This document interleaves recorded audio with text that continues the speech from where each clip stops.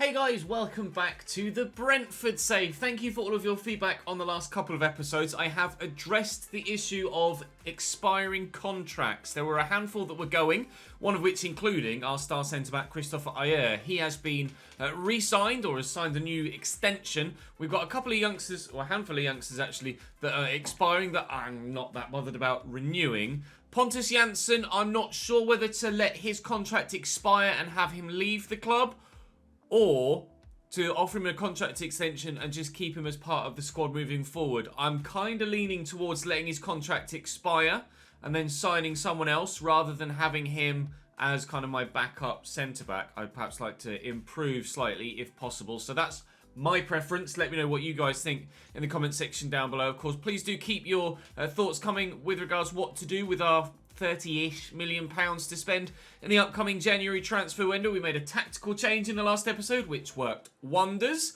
and we're putting together some decent results at the moment. It looks like Roslu and David Raya are the two obvious standouts with regards players to replace in the starting lineup, but they've both been playing very, very well, and you don't necessarily associate them with poor performances, even though they've got lower ratings. So I might lean towards actually improving this squad instead. The rotation 11. We have players like Nergott, who isn't any younger, isn't going to get any younger. Well, nobody does, but you know what I mean. He's 27 years of age now, which obviously in real life is not very old at all, but in FIFA terms, you're starting to think, maybe I should get a 22, 23-year-old in, especially when you're in a save that is only really going to last 3 or 4 seasons. So maybe we improve there. Janelt, I'm hoping to get some more growth out of. Obviously, Erla Søndergaard, we hope is going to continue to grow really, really well. But there is the obvious replacement at centre-back. Sturm is currently the man that's there. He was a striker. We changed him to centre-back, and he could do really well there. But I think loan football is going to be best for as many of the youngsters as we can possibly get them to go out with. And then moving forward, I think I just want to sign, especially considering I'm contemplating and leaning towards letting Pontus Jansson go at the end of the season as well. I think I should sign a centre-back in January. So let me know what you think. But I think I should sign a centre-back in January. That's where I am right now anyway. With regards to the youth squad, we do have a centre-back in there. Noah Fredriksson, 6'6", 65 rated. But I don't know if he's ready yet.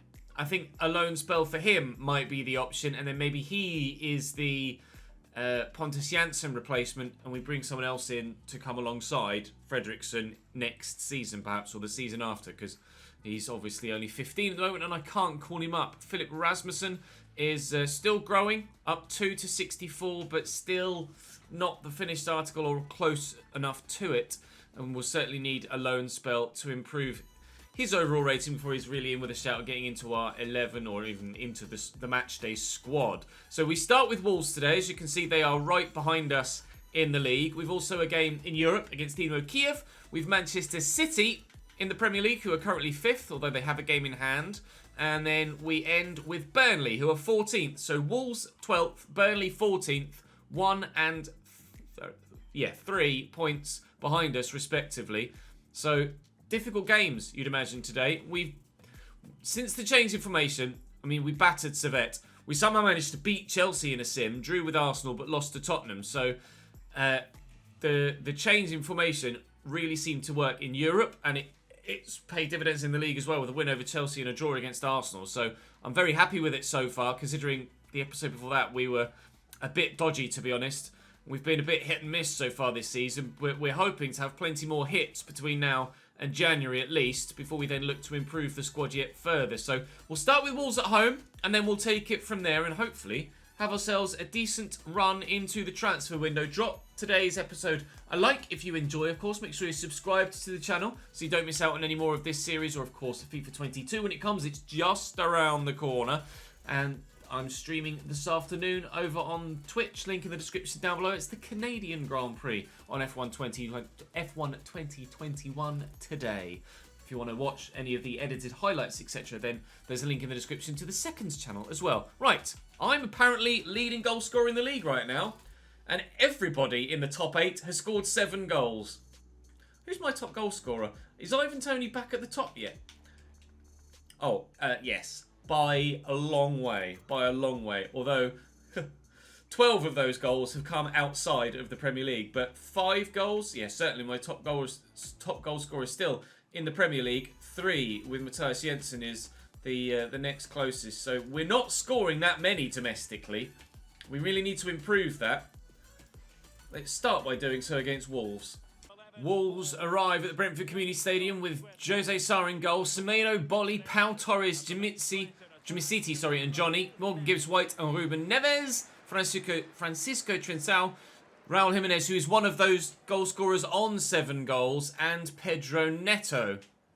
Options on the bench are decent. It's a good squad Wolves have. And I would be open to doing a series with Wolves, perhaps on FIFA 22 or 23. We've not used them ever before, so certainly would be a new team for me. And they do have a couple of players that are really quite decent, so certainly open to it if you guys would want to see a Wolves save at some point.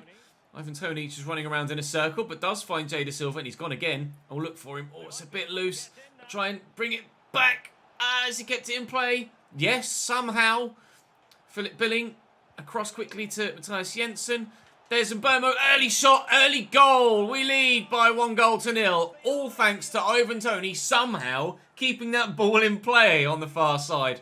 Don't really know how he did it, but do it he did, and score we have. 1-0. Neves. Going to pull the strings in Watford's. Wolves as midfield, you would imagine. Gives White to Semedo, into Raul Jimenez. Big focal point for them as ever. Expecting him to have a strong season now as returns to Wolves' starting lineup in real life. Wolves obviously having to live without Nuno for the first time in a few years. Intrigued to see how they go on actually, because like we say, they've got a decent squad. And if someone else can get as much out of them as Nuno did, then they're in a great position, Wolves as a club. But we're in a great position in this game. 15 minutes almost on the nose played. Perhaps not the best of ideas to celebrate quite so wildly right in front of the away fans, Ivan. Brave or stupid, you decide. But we have ourselves a 2-0 lead, and we apparently are flying here. Into Matthias Jensen. We are all over Wolverhampton Wanderers at the beginning of this game. They, quite simply, can't cope with us. Oh, Jose Sarr with a good save, but he's off his line now. He's got defenders back there. I just tried to get a shot off as quickly as possible, but Josh Da Silva closed down. I'll tell you what, Wolves are shaky at the back, and they're right behind us in the league, so they're not having a bad year.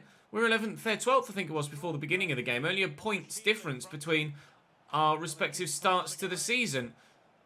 But I tell you what, in this game so far, there's been more than a gulf in quality between the two sides, and it really only looks like one that's going to come out on top. And we're already 2-0 in front inside 15 minutes. We're now half an hour in, and Wolves still haven't really threatened going the other way. That might go out, and I'm not even sure if Neto's going to get to that, and even he gave up on it. Have Wolves given up on this game already after just half an hour?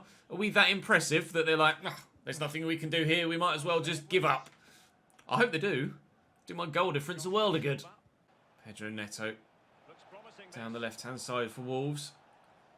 A fight back could still happen. We know how shaky at the back we can be at times. And how good opposition in the Premier League are. Oh, I am actually struggling to get this away here. Raul Jimenez twisting and turning one way then the other. We put a stop to it though. That pass out was terrible. Morgan Gibbs-White has a shot, but it's blocked at source. We will hold on to our 2-0 lead at half-time. A little bit of a wobble there at the back, but able to withstand the threat of Wolves. I'm waiting for the half-time whistle to go any moment. We might be able to score a third between... No, we're not. It's going to be 2. Gibbs-White. Billing steps in and tackles well. Neves back to Gym City. Chelsea score again against West Brom. Still can't quite believe we managed to get the win against Chelsea, to be completely honest. The whole idea with simming the big teams for this season was, in theory, because of our lower rated side, to give us a more realistic understanding of where the team is with regards to everybody else in the league. But we have had a couple of very positive results against some of the bigger teams. I think it's still the right thing to have done, because we probably would have gotten too many good results against the big teams had we played all of them as we usually do. As we saw last year, we were able to pick up some pretty silly results against some of the big sides, and it's more the manner in which we get them as well, like this on the counter-attack multiple times and just scoring the same goal again and again. So I'm Get there, Rico. Oh, he's just gotten something on it. So important there. Damsgaard across the billing, quickly out of his feet. Now we can go on the counter-attack. And do basically exactly what I was lamenting that I'm able to do against the big sides more often than not. And Burmo's turn is loose though, and Team City is able to get a foot in. It's frustrating. It will only be for this season that we do that whole sim the big six, etc. And I think moving forward, it's basically, this is the last series of FIFA 21, isn't it? So I'm just kind of trialling things. And I think for saves where we do come up from the Championship, like Brentford would have done last year, had we actually thought of trialling this system in the first season. I think my first season at this level, when coming up from the Championship with the Championship side, should be to sim the big six. And I think that's the way I'm going to do it in future. Just the first season at this level, sim the big six, because the side in theory on paper shouldn't be able to compete the majority of the times that we play them. And then we'll get a more realistic first season at this level. Just so happens that on this occasion, it's the second season at this level. But sometimes, like with Sheffield United, like with Ipswich, like with Wolves, for example, although they finished 7th both years, actually, didn't they? A side comes up from the Championship and does have a very good first season, but more often than not, they have a bit of second season syndrome and either struggle to replicate what they did the year before or even just flat out get relegated. Like Ipswich and Sheffield United. I think Ipswich got relegated the second year they were in the Premier League, didn't they? You guys will have to let me know in the comment section. I'm pretty sure it was like a 5th place finish and then relegation. Oh, I nearly got to that. Can Ivan Toney beat the keeper to it? No, Jose Sar's there. So it's going to end 2-0 here. And, well, I hope it's going to end 2-0 here in the 80th minute or so. And I'm very pleased with the way that the side has played here. Again, continuing on the theme from last episode, that this change in formation has definitely opened up our attacking prowess. And we are starting to tuck teams away. Well, I couldn't tuck that one away. Is it a corner or a goal kick? It is a corner.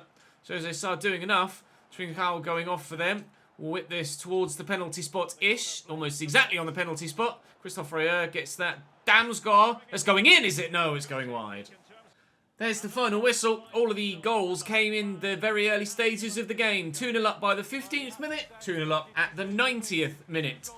Strong victory for us at home against the side that are around us in the league. So you expect to win games at home against sides that are around you in the league and maybe lose the away games. But delighted with the 3 points there. I think actually it was Dynamo Kiev next before Manchester City, was it? No, it's City next after an international break. Then it's Kiev. And then after that, Burnley at the end of the month. Right, was it home or away against City? I shall see you at the Etihad in a couple of weeks' time. Right, here we are then at the Etihad. We are slap bang mid-table again, sat there exactly in 10th. Level on points actually with everybody above us, all the way up to 7th placed Chelsea. Then there's a bit more of a jump up to Aston Villa, etc. So we're 3 points off 6th and equally 4 points off 13th. It's always very tight in the middle of the table, isn't it? Till the latter stages of the season where you kind of get that breakaway group at the top and the breakaway group at the bottom. So Etihad is the destination. Immobile is the man through the middle up top. Other than that, oh no, Alexandro at left back. Outside of that, the side looks as you would expect it to. Stones and Diaz. Fernandinho still going in the midfield for Manchester City. Defeat expected, but oh yes, it is defeat that we get. De Bruyne and Sterling with the goals. Ivan Toney with one for us. Again, we seem to be leaning heavily on Ivan Toney for goals this year. I do genuinely fear for us if we end up losing him at any given point. Sergi Canos has completed his growth for the time being. Can we train him anywhere else? Not really. So that's him done for the time being. Janelt wants to play more games. You're still in the squad though, my friend. Josh De Silva wants to continue to play, which he will do, and we've covered that already. Right, up next then was the game against Dynamo Kiev, which if we win, will go above them in the group. And I kind of need that win, because we've got Atletico Madrid in our final group stage game, and I don't know as I'm confident of us getting a result in that one. So really could do with picking up victory here against Kiev to put us above them heading into the final round of fixtures. But it's away to Ukraine we head next. Dynamo Kiev, again with Boyko in goal, who was pretty good against us last time we played them. Supriyaha was the man that scored the goal that saw us off. Shaparenko there behind him again. Mikolenko at left back. continually. Tepenya, I don't believe, played against us last time, but Karavayev definitely did. They beat us by a goal to nil in our own backyard, Dynamo Kiev. So I did rotate quite heavily for that one. There's just 2 changes here. Janelt is in after some complaints in the manager's office, and Joel Anderson is in at right back as well. Other than that, we are at full strength here, hoping to get a much more positive result, needing a much more positive result, really, to ensure that we don't go out of European competition at the group stage this season. Supriyaha across to Shepelev, and Pena is in, but Christophe Reyes' interception and clearance is pretty poor. That's worked across the box and away, but Kiev clearly know that they can cause us problems from that first game and are very much starting confident and on the front foot in this next game. They've been able to get themselves some points against Atletico Madrid, and they certainly feel that they can get themselves more against us as well. I hope not. I hope not. Still Janelt. Nicks at the heels. Buyalski, there you go. Buyalski, that's how you pronounce it. Well done, Esri. Up we go. He's won that header nicely too. Off we go. Come on then. Away. Mikhail Damsgaard. Yeah, Ivan Toney, the player to watch. He's going to be the man that I look for here, provided he pops himself up in a decent position, which he has done with the header! We score away from home. When you can, it's always great to put it in the air to Ivan Toney, because you're going to be in a great situation to nod that home. He's so good in the air, and he just kept peeling slightly, and getting further and further away from the man in the middle with him. And it was a case of just making sure it went over that number 4, but didn't go so far past him that it was actually the defender, the left back, that got in and was able to intercept. Had to place it between the 2 defenders, which we did perfectly. We lead by a goal to nil. This will put us second in the group if we win this. And then we have Atletico Madrid next. And I'll be honest, don't really see Servette doing anything against Kiev. So we need to win this and then draw against Atleti and hope that things go our way in the other game. We can, in fact, it would be done on head-to-head, wouldn't it? And we lost by a goal to nil. So if we can win this by more than a goal to nil, then we'd go through on the head-to-head. And you cannot leave Ivan Toney on his own in your box. Across from one side, headed goal. Across from the other side, headed goal. No one near him. He's just literally on his own. Barely anybody else in the box, let alone marking him. We lead by 2. Exactly what we need. Janelt looking for Ivan Toney. Derek Rage said the counter chance looks very real. I agree, but Boyko makes a smart save. Nicely done. Can we get 3 headed goals for Ivan Toney? Not yet. It'll drop to Damsgaard. Consul. Oh, I was looking to play a 1-2, but he just couldn't get it under control. Bulialski will get it away for Dynamo Kiev. They, just as Wolves did, trail 2-0 at half-time. Nearly gave that straight to Ivan Toney. That is a hell of a ping. Up we go, please. No, Karavayev gets there. Falls to Bialski, but he can't guide it towards the goal or a teammate with enough pace to cause anybody any problems for me defensively. And Jensen doesn't get there. Not quite got the pace. Not that that bothers Ivan Toney, because he's like, fine, I'll just go and get it myself, shall we? Another Ivan Toney hat-trick? No. Brilliant stop from close range. Mikhail Damsgaard gets there, trying to cross it into the middle. Referee says no foul as Damsgaard ends up on the floor. Was looking for Ivan Toney to maybe get him a hat-trick of headers. Oh, can't quite help it onto Justice Silva either. We are so much more dangerous in this 4-3-3. They wouldn't let me change from Esri Konsa, unfortunately, to Jensen to try and close that down, but never mind. Nearly at the hour mark, and still 2 early goals are the difference here with a 2-0 lead. Kezio over the top, looking for Rodriguez, who's quick, even compared to Rico Henry, and it's a lovely turn into Shaparenko. Where's he going to go, trying to force him backwards. But all they need is one accurate pass, and they're in behind, but David Raya keeping up his clean sheet run from today's played games. Obviously conceded 2 against City, but in the games we've played so far today, we haven't conceded a goal.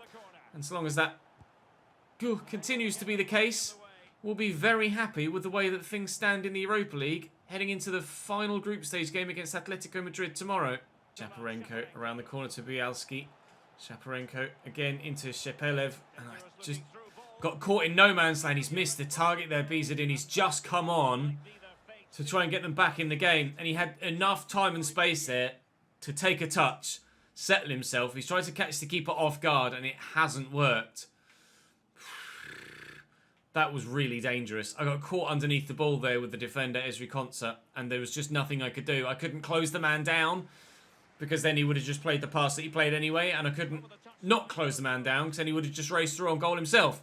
So you just kind of caught in two minds. You don't really know what to do, and you just have to hope that things fall kindly for you, which they did. Erla Serndegaard off the bench, played in by Elliot Weaver off the bench, and we've also got Sergi Canos now on the left-hand side as well, as we're just resting some legs before the game against Burnley in 3 days' time in the Premier League, just to make sure we're not absolutely dead for the game in the Prem. Weaver, can't find the pass, but it's not going to matter. That's quite loose as well, and Konsa does well to win it back. It's been pretty solid for us, Ezri Konsa. Not amazing yet, but growing nicely, and hopefully it won't be long before he and... get there. Oh, good save by Boyko. Won't be long before Ezri Konsa and Christopher Ayer are really putting in a number of consistent top quality performances. But 2 clean sheets from 3 games today, and it's looking very good indeed for us. Burnley next, and I'd like to think, even though they have got my namesake's top goal scorer in the Premier League, I'd like to think we can keep another clean sheet there as well. Almost as if they heard what I was saying in the intro about Strøm maybe moving away for some loan football. We did try and move him out on loan earlier and he rejected the move. We will delegate this. FC20 want to buy him, but I will delegate just a loan if possible. And hopefully he'll accept that. We've Burnley to end the day today. And then, well, it's quite difficult tomorrow. Leicester, West Ham, Atletico Madrid and Manchester United. Yikes. Right. Burnley at home. Got to be a win. Surely it's got to be a win. He's not top goal scorer anymore, Chris Wood. He hasn't scored in the most recent matchday weekend. He's down to 7th, still with 7. Isco, by the way, on 7 goals for Everton. They're playing him at striker, and it seems to be working, although they are only 11th. Right. If we win this, we could move up to 9th. Burnley in their usual 4-4-2. Ryan Cooney, Nathan Collins, Andreas Christensen and Charlie Taylor. Hello. Goodmanson, Moreno, Brownhill and Dwight McNeil, with Ashley Barnes and Ashley Westwood up top. In fact, they're not even playing Chris Wood. He's on the bench. Why are you playing Ashley Westwood at striker when you've got one of the league's top goal scorers on the bench who is actually a striker? Strange decision from the Burnley boss. Sean Dyche maybe has some tactical plans up his sleeve, or a little bit of an error there. We'll wait and see.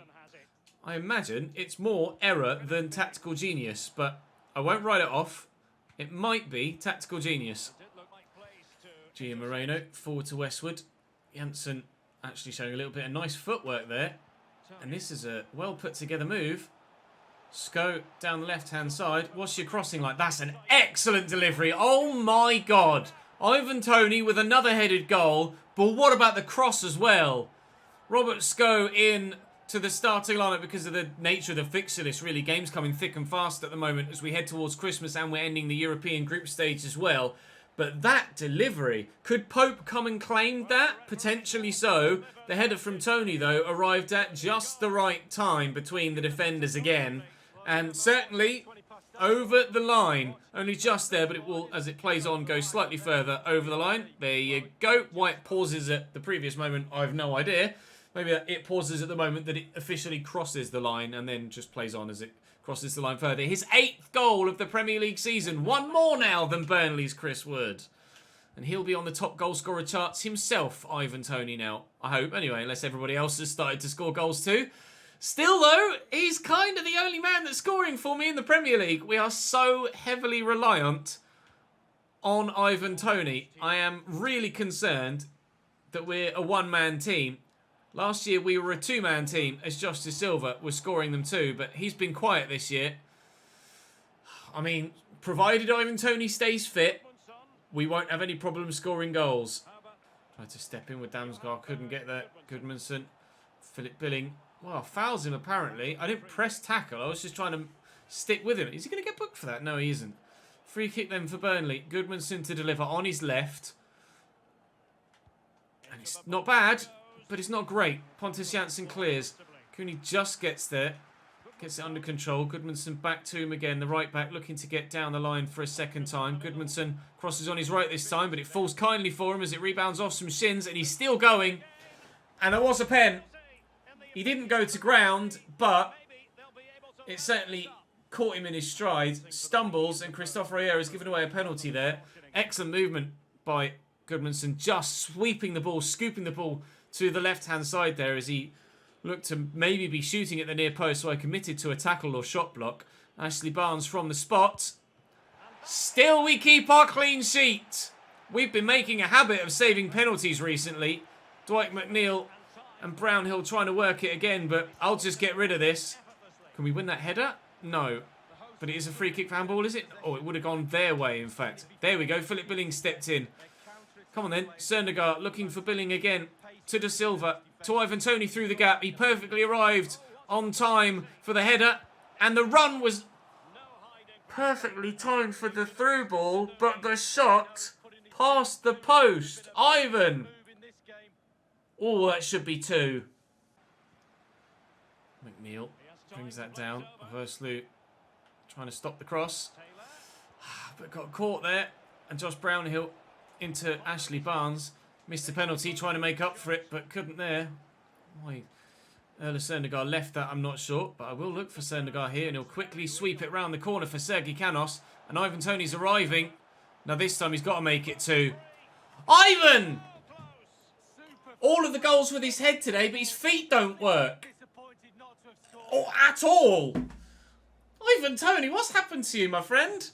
Jesus Christ, maybe I should cross it in the air all the time. Because he certainly can't shoot with his legs at the minute. But we can't find a second yet. We have done in both the games so far. Oh, I was going to step there, try and play the offside line. But thankfully, Raya's going to get to it. Less than half an hour to play between us and a third clean sheet and a third victory of the day. Into Westwood. Sko with the tackle. Billing with the tackle. Still, Burnley keep the ball. Cooney pushing forward higher the line. Gio Moreno can't deal with Philip Billing. Just throws his big frame in front. He's not rapid Billing, but he's quick enough to get away at the moment. Here's De Silva. And the space is here for Sergi Canos. And Ivan Toney's only been scoring with his head today. Oh, Jesus Christ, Nick Pope. What a save. That's ridiculous. I was certain that we were going to score another headed Ivan Toney goal there. Wow. Stunning save by Nick Pope. Still, Burnley have a chance in this game. Although that chance might go here if Josh De Silva can add a second. Sorry, Burnley. You're not getting anything from this one. Now they bring Chris Wood and Jay Rodriguez on. Little bit too late, lads. Little bit too late, I'm afraid. Here's Gio Moreno. Forward to Josh Brownhill. Trying to outmuscle him. I can't. Oh!